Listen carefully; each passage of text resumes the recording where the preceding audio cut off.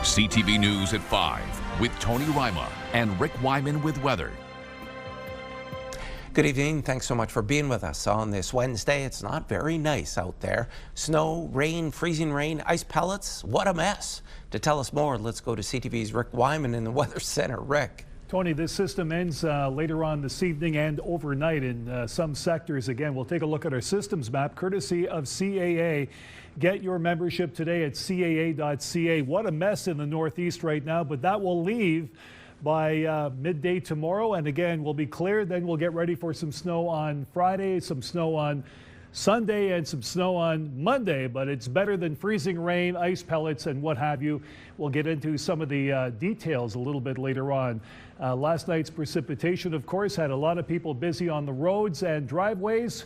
Details coming up in just a couple of minutes. Tony? Thanks for that, Rick. As the conflict in the Middle East continues, Canadians abroad are looking for support. CTV's Madison Merrier has that story. Sudbury and Lyle Gates and Anissa Zubairi moved to the United Arab Emirates for work in 2016. However, with escalating threats to the UAE, the couple has been considering leaving the country. But a routine passport update has stranded them. My husband dropped his passport off at the Canadian Embassy as part of a routine renewal process. And then by the weekend, of course, things in the region became unstable. And it was quite quickly apparent that this was escalating quite quickly. The local embassy closed, and at that point, we had no idea where Lyle's passport had gotten to. Gates said the Canadian embassy in Abu Dhabi was closed and did not respond to his inquiries until recently, where they confirmed they knew the passport was printed, but its location is unknown. When I phoned, I spoke with someone, a staff member directly, who told me that our situation needed to be handled by the local embassy. And when I explained again that the embassy was closed, she just reminded me that they were dealing with a high volume of inquiries and that we would have to wait. We just need to do more in these circumstances. The Canadian government needs to be a bit more prepared for these sort of events going forward, and look at possible opportunities to improve the process, like Anissa has stated. While Global Affairs Canada did not provide a response to our inquiry, they are telling Canadians in the region the government will continue to help them get home. Minister of Foreign Affairs Anita Anand reiterating that in her update today on the evacuations and encouraging all Canadians to leave the region while they still can and to use available government resources. They sent an email saying, here are some pathways to exit if you want to exit. And they had a few recommendations, either taking commercial flights or traveling through Saudi Arabia and flying out of Riyadh, or traveling to Oman and flying out of Muscat. But of course, without a passport, all of those options were not open to us. The couple says communication has been nonstop, but it's not specific to their situation. They say they're anxious and hope that the passport is found and delivered soon so they can have the option to leave the country. Madison Merrier, CTV News, Sudbury. Last night, Greater Sudbury City Council officially greenlit a $73 million road rehabilitation plan for 2026. The city says the move triples the budget for shave and pave asphalt treatments to $10 million per year, which officials say will allow crews to fix services faster. Additionally, $10 million will be allocated to MR 35 for an 8-kilometer renewal from Big Nickel Mine Road to Azilda. The city says the shift will extend the life of roads and delay costly reconstructions. A 21-year-old woman from Constance Lake First Nation is facing charges following a two-vehicle crash on Highway 655. OPP say the collision happened Monday in Calder Township. According to investigators, one of the vehicles involved had been reported stolen from Hearst. One person was rushed to hospital with non-life-threatening injuries, while the driver of the stolen car was treated for minor injuries. The driver faces several charges. Temiskaming OPP conducted a pair of commercial vehicle inspections after part of the truck's load was found scattered on Highway 11. Police say the inspection revealed brake defects on the truck, mismatched truck and trailer plates, and no functioning brakes on the trailer. The 48-year-old Ontario driver was charged operating the vehicle with a suspended license and 7 other Highway Traffic Act offenses. Later the same day, police stopped a commercial vehicle with a handwritten license plate only to discover it was the same vehicle. A 29-year-old Alberta driver was charged with careless driving. The Alberta-based company that owns the vehicle also faces 11 charges. A Toronto man is facing trafficking charges after North Bay police stopped him on Sunday for not wearing his seatbelt. When police pulled over the vehicle, the driver got out and threw something a short distance away. Police examined the discarded item, and it was fentanyl. A search also revealed a small amount of illegal cannabis. In the township of Archipelago, another Toronto man was arrested for weapons following a traffic stop. Police pulled the driver over on Highway 69 for a sobriety check, finding cannabis easily accessible to the driver. A search of the vehicle led police to find a small quantity of drugs and a gun with an overcapacity magazine. The 32-year-old and his passenger were both charged. School buses were cancelled across the north this morning because of the weather, and Canada Post issued a red alert for delivery in Sudbury and North Bay. A red alert means mail will not be delivered for the day because of weather conditions. And in just a few minutes, Rick has your full weather forecast. First, we're heading to the Algonquin Park Bird Cam, and this webcam is courtesy of the Friends of Algonquin Park. In Whitney, it's -1. We're back in a few minutes.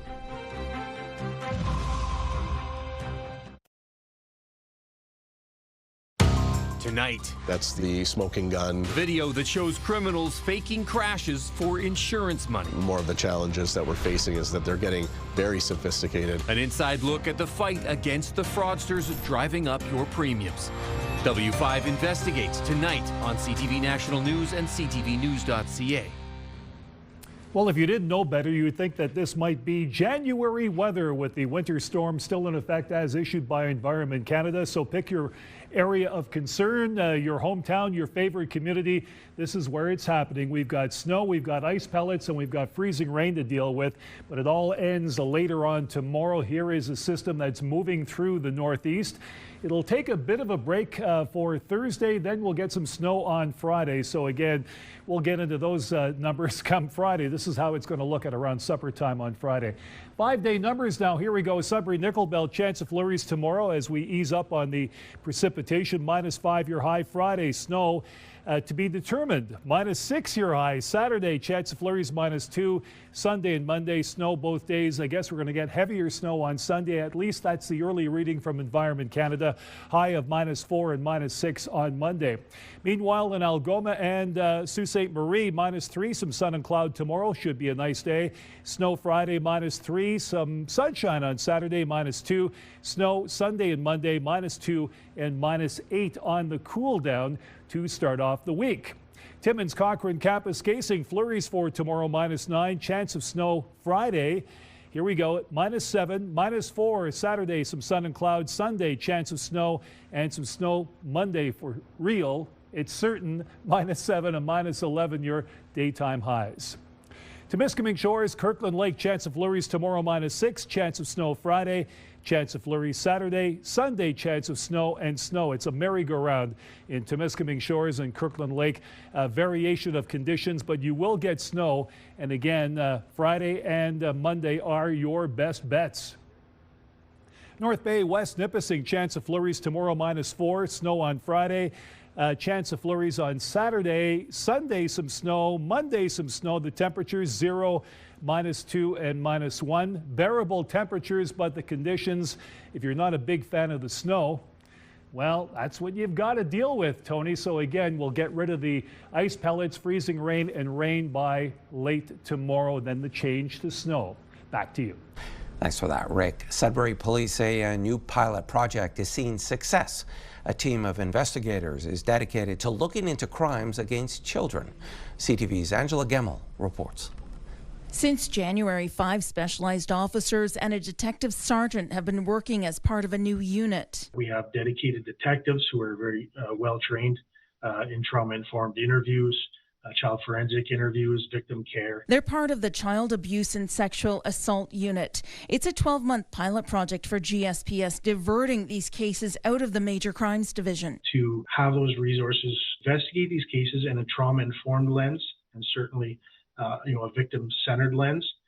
So we're not only offering our police services, but incorporating incorporating our community partners to ensure we're delivering a holistic wraparound approach. The unit works alongside its community partners to ensure victims get support and continuing care.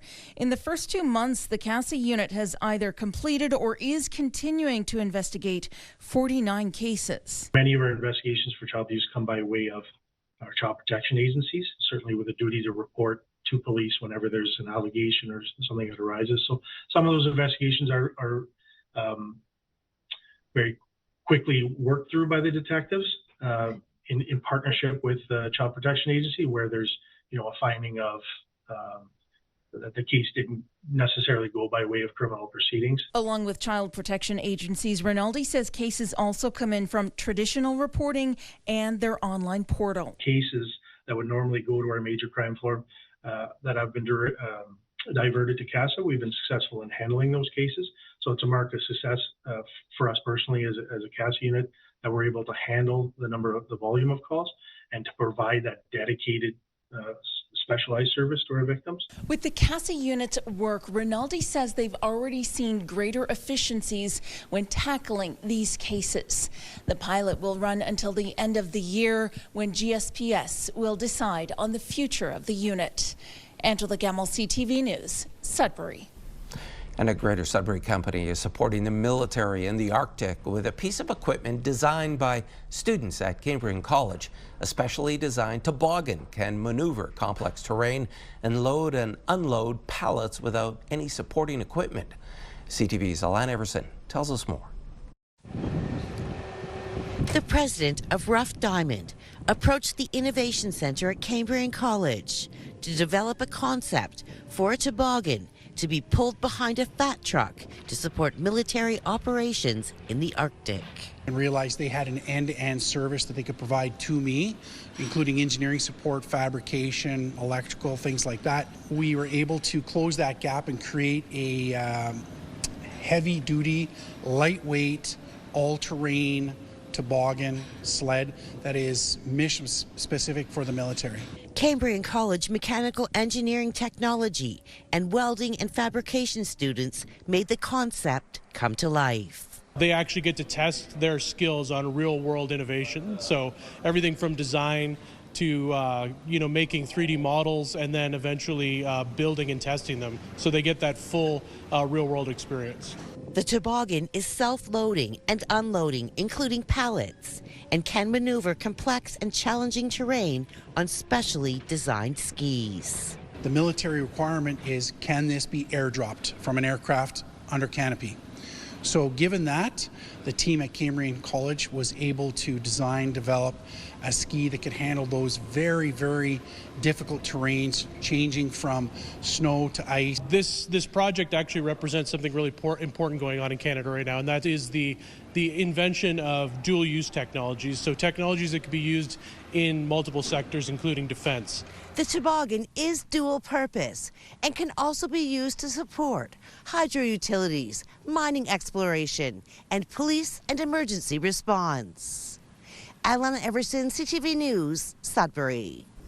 A frightening incident coming up on CTV News at 5. A young hockey player is cut, and now a hockey coach is recommending a life-saving device be added to a trainer's medical kit.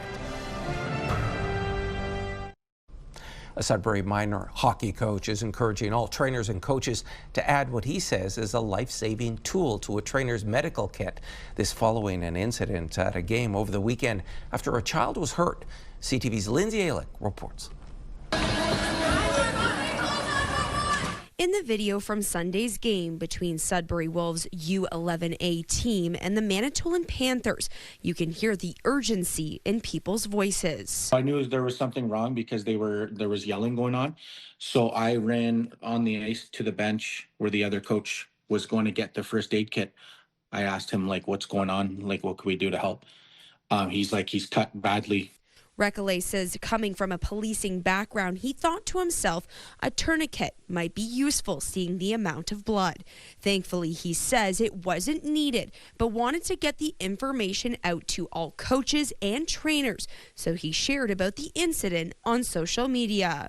People were like, we don't have that in our kit. We should get it. Again, yeah, you can have them, proper training is obviously a big thing to make sure that you know how to use a tourniquet, because you don't want to use it when it's not needed because it could cause further damage. Another thing Recollet is encouraging parents and players to consider is cut-resistant equipment. There's cut-resistant socks that you wear underneath your skate. Also, there's a base layer. There's a shirt that's long sleeve with a built-in neck guard. Officials with Hockey Canada say the equipment isn't currently mandated, but it's something the organization is looking into, saying in part in a statement, Hockey Canada is reviewing whether to expand the requirements of cut-resistant equipment. While there is no set deadline for this review, we continue to have discussions with our hockey and sport partners, as well as the Canadian Standards Association.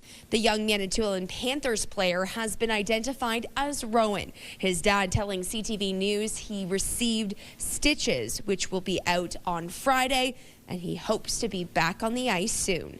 Lindsay Alick, CTV News, Sudbury. In the Ontario Hockey League tonight, only one Northern team in action. The Sudbury Wolves are on the road taking on the Oshawa Generals.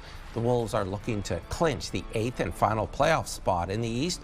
Game time is 7:05 in Oshawa. And the Wolves will also be hosting a special game this Friday in honor of Ron Duguay. The former Wolves and NHL player recently announced he was battling stage 4 cancer. The Wolves will be donating $5 from every ticket to the GoFundMe campaign Duguay's daughter has set up.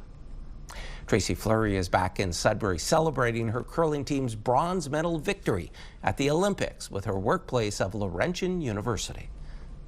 As two-time world champions, we went to Cortina with the goal of gold for Canada. But after such adversity, a bronze medal felt pretty darn sweet. And we celebrated that night like it was gold.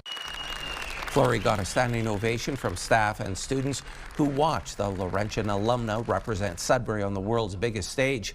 She says the community has been supportive of her journey, and she's happy to be home to share the experience with the city after being away from work for 6 months.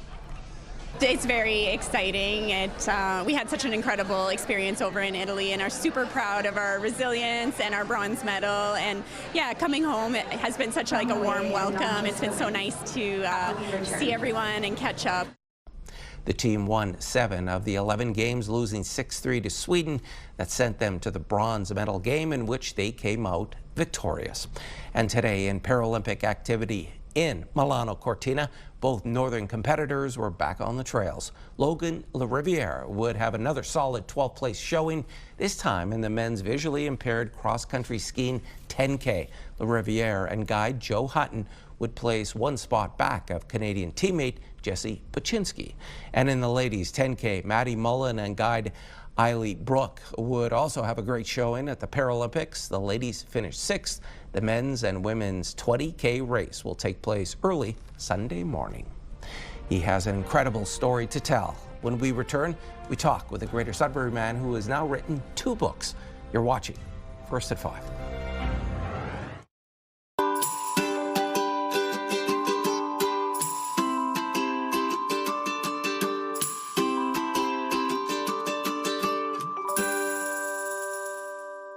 He's a Greater Sudbury author and also an inspirational speaker. Oh, by the way, in 2022, he stage swam 154 kilometers around Manitoulin Island to raise money for MS research. Mathieu Bonnet also talks candidly about his mental health journey, and he now joins us in studio. Welcome. I am so excited. That was a great introduction. Thank you. Well, you have an impressive background. So tell us why you decided to write this book. What was the turning point in your life? This one here? Yes. Yeah, so this book's about joy. The first book was mental health advocacy, so I would use the word catharsis for the first word. It was healing, but it was a very hard book to write. So I just wanted a book that was fun. So I researched joy for 2 years, and it was so much fun. So what did you find out about joy? Does that come from within? You know, if you make a lot of money, are you joyful? If you achieve great accomplishments in this world, are you joyful? What does it mean for you? So what's it mean for you? That's the exact question. So it's very subjective. So my research question I asked, and maybe I'll ask it to you, is tell me about a time when you felt joy. When I got married and our son was born. Those are the 2 highlights of my life. The 2 huge peaks. Yeah, so I asked that question to hundreds and hundreds of people, and I received hundreds of letters and hundreds of interviews, and sometimes the answers that I loved were the simple ones. Was today I ate a chocolate-covered strawberry. It was delicious, LOL, and it made my day. You know, so sometimes it doesn't need to be complicated, right? What do you tell people about mental health and also acting upon your journey? What do you tell them to help them through those dark times? Because I love the title, you know, Light Through Darkness. That was my first book. Yeah, this one's called The Awareness of Joy. I think it's okay. I think it's just okay to struggle. You know, I think it's a very human thing to experience this pain and suffering. I think if we're being fully transparent, all of us will experience that at some point. So it's not pleasant, but it's okay. And for most people, it's temporary, so just hang in there.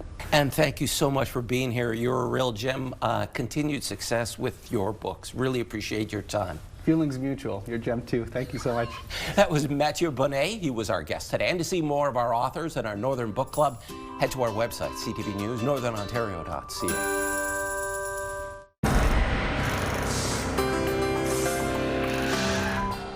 Our first community close-up comes to us from a community south of Sudbury. Gorley Roy, a Brit, took this picture of a face just outside the local church and also of himself snowshoeing and with a chickadee eating nuts out of the palm of his hand. Thanks so much, Gorley.